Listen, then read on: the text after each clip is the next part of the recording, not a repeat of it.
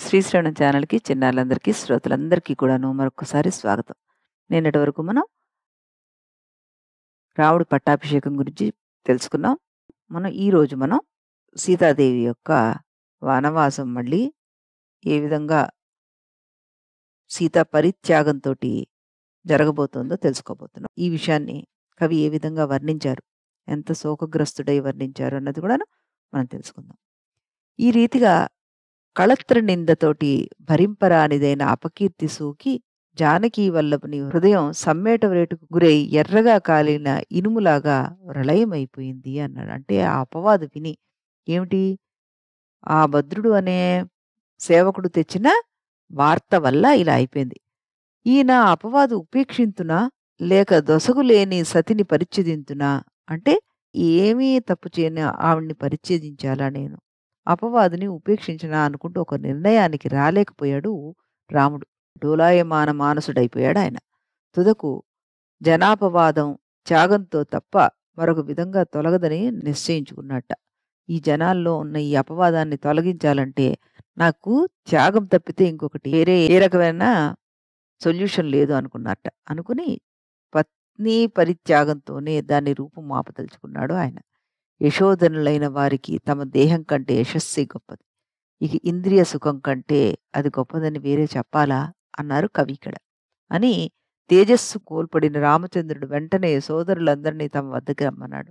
అతని వికృతాకృతి చూసిన వారు సంతోషహీనులైపోయారట. అరే, ఇంతవరకు చక్కగా ఆనందంగా ఉన్నాం, ఈయనేమిటి ఇలాగైపోయారు రామచంద్రుల వారు, ఆయన ఎందుకు ఇలా శోకంతో ఉన్నారు అంటూ వాళ్ళందరూ బాధపడుతూ ఆయన చూశారట. తనపై పడిన నిందను వారికి తెలియజేసి రాముడు మళ్ళీ వారితో ఇలా అన్నాడు.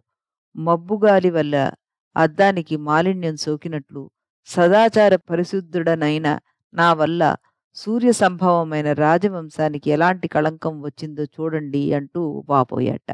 మన కులానికి వచ్చిన మొట్టమొదటి అపవాదు ఇదే. నీటి అలలలో నూనె బొట్టులాగా పురజనులలో ఇది వ్యాపిస్తోంది. గజేంద్రుడు కట్టుకంబాన్ని సహించలేనట్లే నేను దీన్ని సహించలేకపోతున్నాను. పూర్వం పిత్రాజ్ఞను శిరసా వహించే రాజ్యలక్ష్మిని పరిత్యజించాను. అలాగే ఇప్పుడు ఈ అపవాదం తొలగించుకోవడానికి సంతానాపేక్షను వదిలిపెట్టి నిండు చూలాలైన జానకిని పరిత్యజిస్తున్నాను. ఈవిడ సాధ్వి అని నాకు తెలుసు, అయినా లోక అపవాదమే బలమైనదిగా నాకు తోస్తుంది.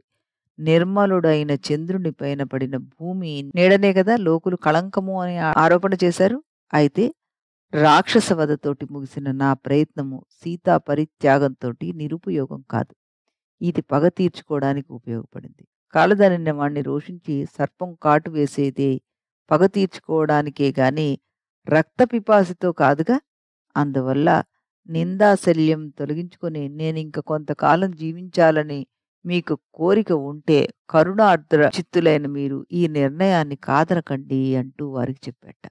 ఈ రీతిగా జానకి విషయంలో మిక్కిలి క్రూరమైన ఆవేశంతో పలికిన ప్రభువుని ఆ సోదరుల్లో ఒక్కడైనా కాదనడానికి గాని అవుననడానికి గాని సాహసించలేకపోయాట. అంతటా ముల్లోకాల్లో పొగడ్తకెక్కిన వాడు సత్యవచనుడు అయిన శ్రీరాముడి ఆజ్ఞానువర్తి అయిన లక్ష్మణుడు సౌమ్య అని సంబోధించి ఏకాంతంలో ఇలా అతన్ని ఆదేశించట. లక్ష్మణుడికి ఆయన ఆదేశం జారీ చేశారు. ఏమని? గర్భిణీ మనోరథం ప్రకటిస్తూ మీ వదిన తపోవనాలు సందర్శించాలని నాతో చెప్పింది. ఆ కోరిక తీర్చే నెపంతో నీవు ఆమెను రథం మీదకి వాల్మీకి ఆశ్రమానికి తీసుకొని వెళ్ళి అక్కడ వదిలిపెట్టు అన్నట్ట. తండ్రి ఆనతి మేరకు తల్లిని శత్రువులు ప్రహరించిన పరశురాముణ్ణి గురించి విని ఉన్న సౌమిత్రుడు అగ్రజుని ఆజ్ఞను శిరసావహించాడు. గురువుల ఆజ్ఞ విచారింపక తలదాల్చదగినదే గదా మరి. అంటే గురువులు ఆజ్ఞ చేస్తే దాని గురించి ఇంకా ఆలోచన పెట్టుకోకుండా దాన్ని చేసేయాల్సిందే కదా. ఆ రకంగా సీతాదేవిని పంపడానికి కూడాను, వనాల్లో వదిలి రావడానికి కూడాను ఈ లక్ష్మణ్ణి అనుకున్నాడు రాముడు. ఆయన కూడాను శిరసావహించాడు ఆ మాటని, ఏమాత్రం తన దుఃఖాన్ని ప్రకటించకుండా.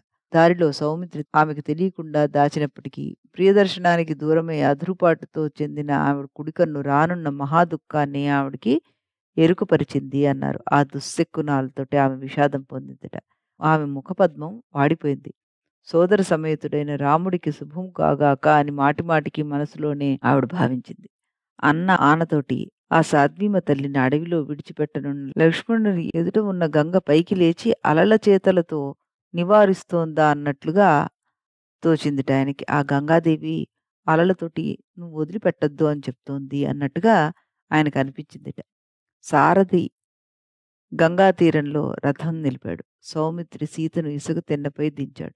ఇంతలో నిషాదుడు పడవ తీసుకొచ్చాడు. సీతతో సహా దాన్నధిష్ఠించి చేసిన ప్రతిజ్ఞను సత్యసంధుడు దాటినట్లుగా అతడు భగీరథిని దాటాడు. పిదప లక్ష్మణుడు ఎలాగో ఒక మాట చిక్కబట్టుకుని కన్నీటి స్వరంతోటి కంఠం స్తంభితం అవుతుండగా ఉత్పల కాలంలో మేఘుడు శిలావర్షాన్ని వర్షించినట్టుగా రాజశాసనాన్ని నెమ్మదిగా ఆవిడికి చెప్పాట. అది విన్నంతనే పూలు రాలిపోగా వాడిన తీగలాగా సీతాదేవి క్షణకాలం తల్లి అయిన భూదేవి ఒడిలో ఒరిగిపోయిందిట. ఇక్ష్వాకు సంభవుడు సాధువర్తనుడు ఆయన భర్త నిన్ను కారణం లేకుండా ఎందుకు వదిలేస్తాడు అని సంశయించిందా అన్నట్లు భూమాత అప్పుడు ఆమెను తనలో ఐక్యం చేసుకోలేదుట. ఆవిడ కూడా శంకించిందా అన్నట్టుగా బిహేవ్ చేసింది ఆ భూదేవి. అంతటా మూర్ఛిల్లిన సీతకు దుఃఖం తెలియలేదు. మూర్ఛ నుండి తేరుకోగానే ఆమె దుఃఖంతో పరితపించిపోయింది. లక్ష్మణుని ప్రయత్నంతో కలిగిన ప్రబోధమే ఆవిడకి మూర్ఛ కంటే ఎక్కువ క్లేశాన్ని కలిగించిందిట. ఆ సాధ్వీ శిరోమణి ఏ పాపం లేకుండా తన్ను నిరాకరించిన భర్తను దాన్ని ఏమాత్రం తూలనాడలేదు. ఎడతెగిన కష్టాలు అనుభవించడానికే పుట్టిన దౌర్భాగ్యవతిని అని తన్ను తానే మాటిమాటికి నిందించుకుంది. లక్ష్మణుడు ఆమెను ఊరడించాడు. ఆమెకు వాల్మీకి ఆశ్రమానికి మార్గం చూపాడు. దేవి, నేను పరాధీనుడను. ప్రభువు ఆనతిని పాటింపక తప్పడం లేదు. నా క్రౌర్యాన్ని క్షమించు అంటూ ఆవిడ ముందు మోకరిల్లిపోయాడు. జానకి అతన్ని లేవనెత్తి ఇలా అంది. సౌమ్య, ఉపేంద్రుడు ఇంద్రుడికి అధీనుడైనట్లుగా నువ్వు మీ అన్నయ్యకి అధీనుడు. నీ పట్ల నాకు ప్రీతి చెరగదు. నువ్వు చిరకాలం జీవించు. అత్తలందరికీ క్రమంగా నా నమస్కారాలు చెప్పు. నాలో ఉన్న మీ పుత్రుని గర్భానికి శుభం కలిగేట్టుగా చిత్తంలో ధ్యానించండి అని నా విన్నవింపుగా వారికి విన్నవించు. ఆ రాజుతో నా మాటగా ఇలా చెప్పు. కంటి ఎదుట అగ్నిశుద్ధురాలైన నన్ను లోకాపవాదం విని విడిచావే, అది ప్రఖ్యాతమైన మీ కులానికి విజ్ఞతకు తగిన పనేనా? అయినా నీవు కళ్యాణమతివి. నా విషయంలో కావాలని ఇలా చేశావని నేను అనుకోను. నేను పూర్వజన్మలో చేసే పాపాల ఫలమే నా పట్ల ఇలా సహింపరాని పిడుగైపోయింది. చెంతజేరిన లక్ష్మిని త్రోసిపుచ్చి పూర్వం నువ్వు నాతో కూడా అడవికి పయనించావు. అంచేత నేను మిక్కిలి రోషించిన లక్ష్మి ఇప్పుడు నీ ఇంట కాలు మోపి నన్ను సహించలేకపోయింది అంటూ ఆవిడ బాధపడిందిట. రక్కసుల దాడికి భయపడి తాపస స్త్రీలకు నాడు నీ అనుగ్రహం వల్ల నేను రక్షణ కల్పించగలిగాను. అలాంటి నేను ఇప్పుడు నీవు ప్రభువై ఉండగా మరొక తపస్విని ఎలా శరణు పొందగలను? నా గర్భంలో రక్షింపదగి ఉన్న ఈ తేజస్సు అడ్డుపడకపోతే నీ శాశ్వత వియోగంతోటి నిష్ఫలమైన దిక్కులేని దైన ఈ జీవితాన్ని ఈ క్షణంలో త్యజించి ఉండేదాన్ని. ప్రసవానంతరము సూర్యునిపై దృష్టి ఉంచి నా మరో జన్మలో కూడా నువ్వే భర్తగా కావాలని, అయితే వియోగం మాత్రం కలగరాదని ప్రార్థిస్తూ తపస్సు చేయడానికి ప్రయత్నం చేస్తాను.